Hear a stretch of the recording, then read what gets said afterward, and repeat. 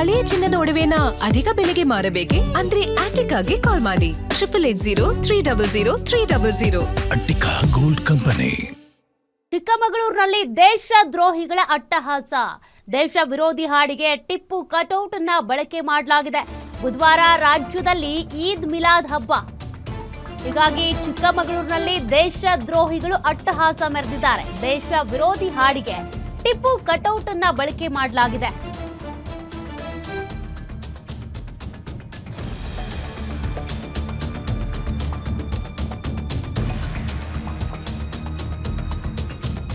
ಈದ್ ಮಿಲಾದ್ ಹಬ್ಬಕ್ಕೆ ಅಂತ ಹಾಕಿದ್ದ ಟಿಪ್ಪು ಕಟೌಟ್ ಹಾಕಿ ದೇಶ ವಿರೋಧಿ ಹಾಡು ಬಳಸಿ ದೇಶ ವಿರೋಧಿ ಚಟುವಟಿಕೆಯನ್ನ ಮಾಡಿದ್ದಾರೆ. ಪಾಕಿಸ್ತಾನದ ಮುಜಾಹಿದ್ಗೆ ಸಂಬಂಧಪಟ್ಟಂತ ಹಾಡನ್ನ ಇಲ್ಲಿ ಬಳಕೆ ಮಾಡಲಾಗಿದೆ. ಚಿಕ್ಕಮಗಳೂರು ಪವರ್ ಟಿಪ್ಪು ಬಾಯ್ಸ್ ಹೆಸರಿನ ಇನ್ಸ್ಟಾದಲ್ಲಿ ವೈರಲ್ ಆಗಿದೆ. ವೈರಲ್ ವಿಡಿಯೋಗೆ ಹಿಂದೂ ಸಂಘಟನೆಗಳು ಆಕ್ರೋಶ ವ್ಯಕ್ತಪಡಿಸಿರೋದು. ನಾವು ಪಾಕಿಸ್ತಾನಿ ಜಿಹಾದ್ ತೊಡಗಿರುವ ಪವಿತ್ರ ಯೋಧರು, ನಾವು ಜೀವದ ಹಂಗು ತೊರೆದು ನಿಮ್ಮನ್ನ ತುಂಡರಿಸ್ತೀವಿ ಎಂಬ ಹಾಡನ್ನ ಇಲ್ಲಿ ಬಳಕೆ ಮಾಡಲಾಗಿದೆ. ಚಿಕ್ಕಮಗಳೂರು ನಗರ ಠಾಣೆ ವ್ಯಾಪ್ತಿಯಲ್ಲಿ ನಡೆದಿರುವಂತಹ ಘಟನೆ ಇದು. ಈ ವಿಡಿಯೋ ಈಗ ಸೋಷಿಯಲ್ ಮೀಡಿಯಾದಲ್ಲಿ ಭಾರಿ ವೈರಲ್ ಆಗ್ತಾ ಇದೆ.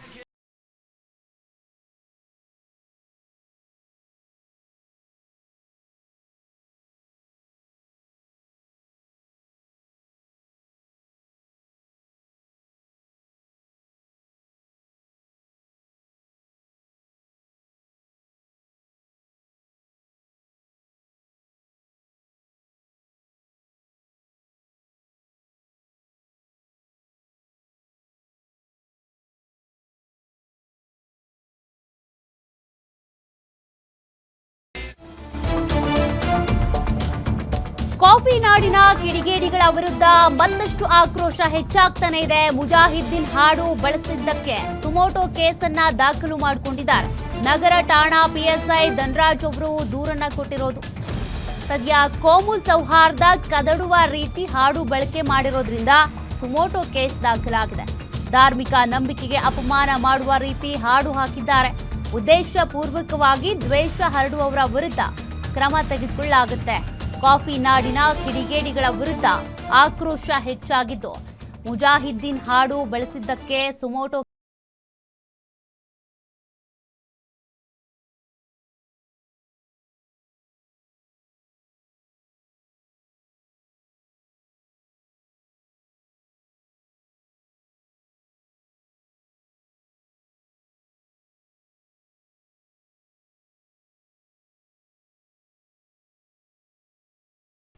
ಇದ್ರ ಬಗ್ಗೆ ಮಾತನಾಡೋದಕ್ಕೆ ಅಂತ ಸುಂದರೇಶ್ ನರ್ಗಲ್ ಹಿಂದೂ ಪರ ಹೋರಾಟಗಾರರು ನಮ್ಮ ಜೊತೆಗೆ ಕನೆಕ್ಟೆಡ್ ಇದ್ದಾರೆ. ಸರ್ ನಮಸ್ತೆ.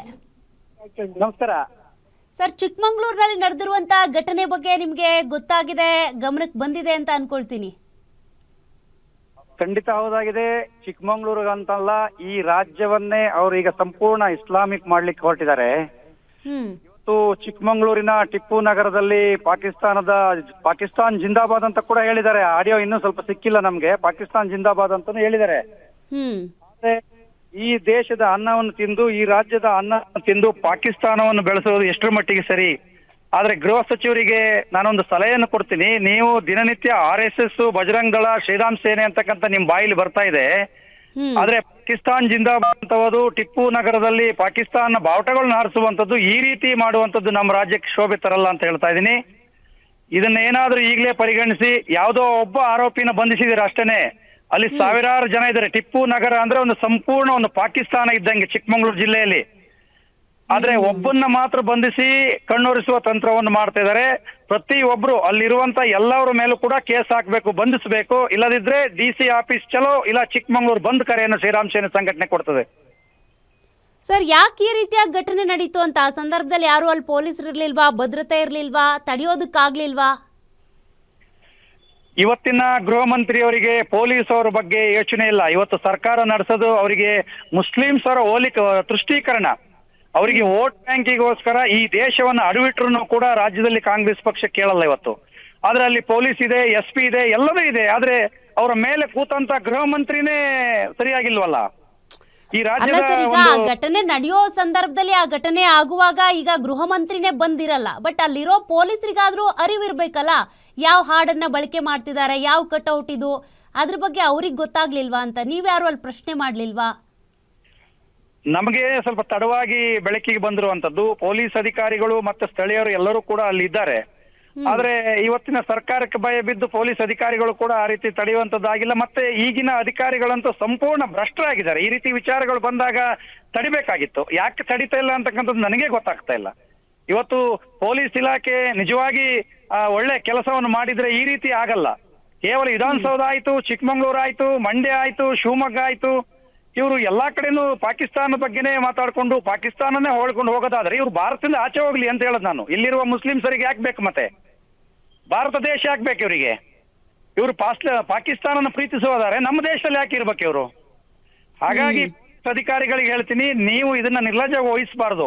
ಈಗಲೇ ಅದನ್ನ ಆಯೋಜನೆ ಮಾಡಿರುವಂತರು, ಅಲ್ಲಿರುವಂತರು ಇನ್ನು ಯಾರ್ಯಾರಿದ್ದಾರೆ ಅವ್ರೆಲ್ಲರನ್ನೂ ಕೂಡ ಕೇಸ್ ಹಾಕಿ ಅರೆಸ್ಟ್ ಮಾಡಬೇಕು. ಯಾವುದೇ ಕಾರಣಕ್ಕೂ ಬಿಡಬಾರ್ದು. ಸರ್ಕಾರ ಇದರ ಹಿಂದೆ ಯಾವುದೇ ಅವರ ಒಂದು ಕಾರ್ಯಕರ್ತರನ್ನ ಉಳಿಸ್ಕೊಳ್ಳುವಂತ ಕಾರ್ಯ ಮಾಡಬಾರ್ದು. ನಿಷ್ಪಾತವಾಗಿ ತನಿಖೆ ಮಾಡಿ ಎಲ್ಲರನ್ನೂ ಕೂಡ ಒದ್ದು ಒಳಗಡೆ ಹಾಕ್ಬೇಕಂತೇಳಿ ನಾನು ಆಗ್ರಹ ಮಾಡ್ತಾ ಇದ್ದೀನಿ. ಸರ್, ಇವರು ಎಷ್ಟು ಜನ ಇದ್ರು ಇಲ್ಲಿ ಈ ರೀತಿಯಾಗಿ ಮಾಡಿದಂತ ಕಿಡಿಗೇಡಿಗಳು? ಈ ಹಿಂದೆ ಏನಾದ್ರು ಈ ರೀತಿ ಕೃತ್ಯಗಳಲ್ಲಿ ಅವರು ಭಾಗಿಯಾಗಿದ್ರಾ? ನಿಮ್ಗೇನಾದ್ರೂ ಅದ್ರ ಬಗ್ಗೆ ಗೊತ್ತಾ ಸರ್? ಈ ಹಿಂದೆ ಉರುಸು ಕಾರ್ಯಕ್ರಮ ಆದಾಗ ಪಾಕಿಸ್ತಾನದ ಫ್ಲಾಗ್ ಅನ್ನು ಹಿಡಿದಿದ್ರು, ಪಾಕಿಸ್ತಾನ್ ಜಿಂದಾಬಾದ್ ಅಂತಕ್ಕಂಥದ್ದು ಹಿಡಿದಿದ್ರು. ಮತ್ತೆ ಆ ಫ್ಲಾಗ್ ಅನ್ನು ಹಿಡಿದು ಚಿಕ್ಕಮಂಗ್ಳೂರಲ್ಲಿ ಮೆರವಣಿಗೆ ಮಾಡಿದಂತ ಉದಾಹರಣೆ ಕೂಡ ಇದೆ. ಚಿಕ್ಕಮಂಗ್ಳೂರಿನಲ್ಲಿ ಯಾವ ಉದಾಹರಣೆ ಇಲ್ಲ. ಇಡೀ ದೇಶದಲ್ಲಿ ಏನ್ ನಡೀತದೆ ಅದೆಲ್ಲ ಚಿಕ್ಕಮಂಗ್ಳೂರು ಜಿಲ್ಲೆ ನಡೆದೇ ನಡೀತದೆ. ಆದ್ರೆ ಈ ಹಿಂದೆ ನಡೆದಂತದ್ರ ಬಗ್ಗೆನೂ ಕೂಡ ಸರ್ಕಾರ ಯಾವುದೇ ರೀತಿಯ ಕ್ರಮ ಕೈಗೊಳ್ಳಲಿಲ್ಲ. ಇದಕ್ಕಿಂತ ಹಿಂದೆ ಬಿಜೆಪಿ ಸರ್ಕಾರ ಇದ್ದಾಗ ಕೂಡ ಇದೇ ರೀತಿ ಆಗಿತ್ತು. ಅವರು ಕೂಡ ಯಾವುದೇ ರೀತಿಯ ಕ್ರಮವನ್ನು ಕೈಗೊಂಡಿರಲಿಲ್ಲ. ಹಾಗಾಗಿ ಚಿಕ್ಕಮಂಗ್ಳೂರು ಜಿಲ್ಲೆ ಒಂಥರ ಬೇಲಿ ಇಲ್ಲದ ಹೊಲ ಆಗಿದೆ. ಹಿಂದೂಗಳನ್ನ ಯಾರು ಬೇಕಾದ್ರೂ ಬರ್ಬೋದು, ಹಿಂದೂ ಧರ್ಮವನ್ನು ಯಾರು ಬೇಕಾದ್ರೂ ತಗೊಳ್ಬಹುದು, ಯಾರು ಬೇಕಾದ್ರೂ ಪಾಕಿಸ್ತಾನಕ್ಕೆ ಜೈಕಾರ ಹಾಕ್ಬಹುದು, ಪಾಕಿಸ್ತಾನದನ್ನ ಕರ್ಕೊಂಡ್ಬಂದು ಮನೇಲಿ ಇಟ್ಕೊಂಡ್ರು ಕೂಡ ಚಿಕ್ಕಮಂಗ್ಳೂರು ಜಿಲ್ಲೆಯಲ್ಲಿ ಯಾರು ಕೇಳುವಂತರಿಲ್ಲ ಆಗಿದೆ ಈಗ. ಈಗ ಸುಮೋಟೋ ಕೇಸ್ ದಾಖಲಾಗಿದೆ, ಮುಂದಿನ ಆಕ್ಷನ್ ಏನು? ಇದ್ರ ಬಗ್ಗೆ ತನಿಖೆ ಬಗ್ಗೆ ಏನಾದ್ರೂ ನಿಮ್ಗೆ ಡೀಟೇಲ್ಸ್ ಗೊತ್ತಾಗಿದ್ಯಾ? ನೋಡಿ ಮೇಡಮ್, ಸುಮೋಟೋ ಕೇಸ್ದು ನಿಮ್ಗೆ ಹೇಳ್ತೀನಿ. ಯಾಕಂದ್ರೆ ಉದಾಹರಣೆಗೆ ನಾವು ಕೊಟ್ಟಂತ ಕೇಸ್ಗಳನ್ನ ನಾವು ಅದನ್ನ ಫಾಲೋ ಅಪ್ ಮಾಡ್ತೀವಿ. ಅವ್ರಿಗೆ ಶಿಕ್ಷೆ ಆಗಲ್ಲವರೆಗೂ ಸಂಘಟನೆಗಳು ಬಿಡಲ್ಲ ಅನ್ನೋ ಉದ್ದೇಶದಿಂದ ಪೊಲೀಸರು ಉದ್ದೇಶಪೂರ್ವಕವಾಗಿ ಸುಮೋಟೋ ಕೇಸ್ಗಳನ್ನ ಹಾಕೊಳ್ತಾರೆ. ಯಾಕಂದ್ರೆ ಆಮೇಲೆ ಅದನ್ನ ಬಿ ರಿಪೋರ್ಟ್ ಹಾಕಿ ಆ ಕೇಸನ್ನ ಕ್ಲೋಸ್ ಮಾಡೋದಕ್ಕೋಸ್ಕರ ಈ ತರ ಸುಮೋಟೋ ಕೇಸ್ಗಳನ್ನು ಹಾಕ್ತಾರೆ. ನಾವು ಕಾನೂನಾತ್ಮಕವಾಗಿ ಈಗಾಗಲೇ ನಾವು ಲಾಯರ್ನವನ್ನ ಕಳಿಸಿದೀವಿ. ನಾವು ಕೂಡ ಒಂದು ದೂರನ್ನ ಕೊಡ್ತಾ ಇದೀವಿ. ಅಲ್ಲಿಯ ಜಿಲ್ಲಾ SP ಮತ್ತು DC ಅವರಿಗೆ ಹೇಳ್ತೀವಿ, ನಮ್ಮ ದೂರನ್ನು ಕೂಡ ನೀವು ಸ್ವೀಕಾರ ಮಾಡಬೇಕು. ಕೇವಲ ಒಬ್ಬನ್ನ ಅರೆಸ್ಟ್ ಮಾಡಿದ್ರೆ ಸಾಲದು, ಅಲ್ಲಿ ನೂರಾರು ಜನಗಳು ಸೇರಿದ್ರು ಅಂತಕ್ಕಂಥದ್ದು ಇದೆ. ಅವ್ರೆಲ್ಲರ ಮೇಲೂ ಕ್ರಮ ತಗೊಳ್ಬೇಕಂತ ಹೇಳ್ತೀನಿ ನಾನು. Okay, thank you sir, Guarantee News ಜೊತೆ ಮಾತನಾಡಿದ್ದಕ್ಕೆ. ಧನ್ಯವಾದಗಳು ಮೇಡಮ್, ಧನ್ಯವಾದ.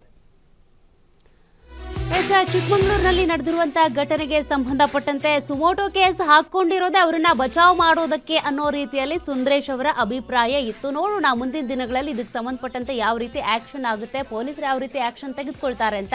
ಬರೀ ಇಲ್ಲಿ ಹಿಂದೂ ಮುಸ್ಲಿಂ ಅನ್ನುವಂಥ ಧರ್ಮ ಅಷ್ಟೇ ಬರೋದಲ್ಲ, ಭಾರತಕ್ಕೆ, ಭಾರತದ ಐಕ್ಯತೆಗೆ, ಭಾರತೀಯರಿಗೆ ಧಕ್ಕೆ ತರುವಂಥ ಯಾವುದೇ ಘಟನೆಗಳಾದರೂ ಕೂಡ ಅದಕ್ಕೆ ಸಂಬಂಧಪಟ್ಟಂತೆ ಪೊಲೀಸರು ಕರೆಕ್ಟಾಗಿ ಆಕ್ಷನ್ ತೆಗೆದುಕೊಳ್ಳಲೇಬೇಕು. ಇಲ್ಲಿ ಹಿಂದೂ ಮುಸ್ಲಿಂ ಅಥವಾ ಮೇಲು ಕೀಳು ಇದು ಬರೋದಿಲ್ಲ. ನಮ್ಮ ಭಾರತದ ಐಕ್ಯತೆಗೆ ಯಾರು ಧಕ್ಕೆ ತರೋದಕ್ಕೆ ಟ್ರೈ ಮಾಡ್ತಾರೆ, ಕೋಮು ಸೌಹಾರ್ದವನ್ನ ಕದಡೋದಕ್ಕೆ ಟ್ರೈ ಮಾಡ್ತಾರೆ, ಅಂಥವರ ಹೆಡೆಮುರಿ ಕಟ್ಟುವಂಥ ಕೆಲಸವನ್ನ ಆಗಬೇಕು. ಇಲ್ಲಿ ಆ ಧರ್ಮ ಈ ಧರ್ಮ ಅನ್ನೋದನ್ನ ಎಳಿದೆ ರಾಜಕೀಯ ಮಾಡಿದೆ ಅವ್ರ ವಿರುದ್ಧ ಕ್ರಮ ಆಯಿತು ಅಂದರೆ ಮುಂದಿಂಥ ಘಟನೆಯನ್ನ ಅಥವಾ ಇಂಥ ಘಟನೆಯಲ್ಲಿ ತೊಡಕೊಳ್ಳೋದಕ್ಕೆ ಹೆದರ್ತಾರೆ ಅಂತ.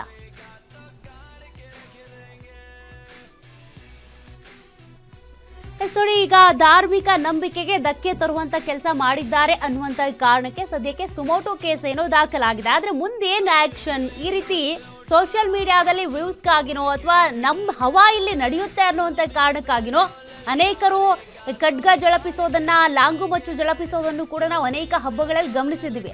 ಮೆರವಣಿಗೆ ಆಗುತ್ತೆ ಅಂದ್ರೆ ಕಲ್ಲು ಹಾಕ್ತಾರೆ, ಮೆರವಣಿಗೆ ಹೋಗ್ತಾ ಇದೆ ಅನ್ನುವಂಥ ಸಂದರ್ಭದಲ್ಲಿ ಗಲಾಟೆ ಮಾಡ್ತಾರೆ, ಕಲ್ಲೆಸೆದು ಗಲಾಟೆ ಮಾಡಿದ್ದು ಇದೆ, ಬಾಂಬ್ ಎಸ್ತಿದ್ದು ಕೂಡ ಈ ಪೆಟ್ರೋಲ್ ಬಾಂಬ್ಗಳನ್ನ ತಂದು ಹಾಕೋದು, ಇಂಥವೆಲ್ಲ ಅನೇಕ ಪ್ರಕರಣಗಳು ಆಗಿ ಹೋಗಿವೆ.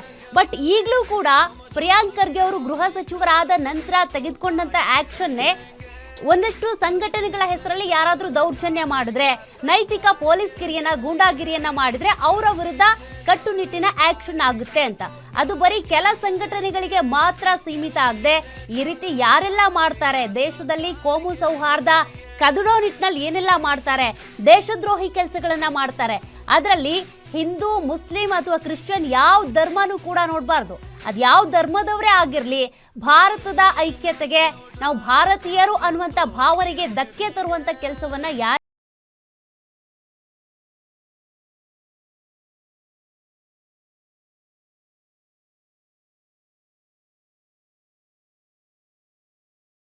ಯಾವ ರೀತಿಯಾಗಿ ಆಕ್ಷನ್ ತೆಗೆದುಕೊಳ್ತಾರೆ ಅನ್ನೋದೇ ಪ್ರಶ್ನೆ. ಸುಮ್ಮನೆ ನೆಪ ಮಾತ್ರಕ್ಕೆ ಕಂಪ್ಲೇಂಟನ್ನು, ಸುಮೋಟೋ ಕೇಸನ್ನು ಹಾಕ್ಕೊಂಡು ಅದಾದಮೇಲೆ ಒಳಗೆ ಅವ್ರನ್ನ ಕರೆಸಿ ವಿಚಾರಣೆ ಮಾಡಿ ಹಾಗೆ ಬಿಡೋದಲ್ಲ. ಸೆಕ್ಷನ್ಗಳ ಪ್ರಕಾರ ಏನು ಅವ್ರಿಗೆ ಶಿಕ್ಷೆ ಆಗಬೇಕು, ಯಾವ ರೀತಿಯ ಕ್ರಮ ತೆಗೆದುಕೊಳ್ಬೇಕು ಅದಾಗಬೇಕಾಗುತ್ತೆ. ಒಳಗೊಳಗೆ ಯಾವ ಕೇಸ್ಗಳು ಕೂಡ ಮುಚ್ಚೋಗ್ಬಾರ್ದು ಅಂತ. ಹಾಗೆ ಆಗ್ಬಿಟ್ರೆ ಪ್ರತಿ ಬಾರಿಯೂ ಕೂಡ ಅದು ಹಿಂದೂ ಹಬ್ಬ ಆಗಲಿ, ಕ್ರಿಶ್ಚಿಯನ್ ಹಬ್ಬ ಆಗಲಿ, ಮುಸ್ಲಿಂ ಹಬ್ಬ ಆಗಲಿ, ಪ್ರತಿ ಬಾರಿಯೂ ಇಂಥ ಘಟನೆಗಳು ಆಗೇ ಆಗುತ್ತೆ.